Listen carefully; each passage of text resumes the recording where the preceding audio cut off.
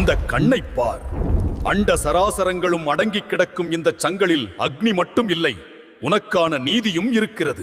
யாரோ ஒருவன் உன் பாதையில் முள்ளை பரப்பிவிட்டான் என்று ஏன் முடங்கி கிடக்கிறாய்? விதியின் சக்கரம் என் கையில் சுழலும் போது இந்த சாதாரண மனிதர்களின் சூழ்ச்சி உன்னை என்ன செய்துவிடும்?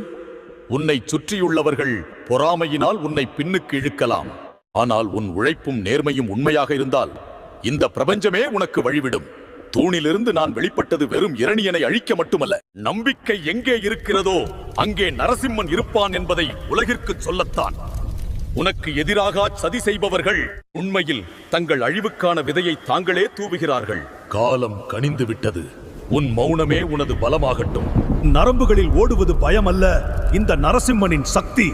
இனி உன் கவலைகள் யாவும் என் பாதத்தில் வெற்றியை நோக்கி பாய்ந்து செல். உன்னை ஏளனம் செய்தவர்கள் வியந்து பார்க்கும்படி உன்னை உச்சாணி கிளையில் அமர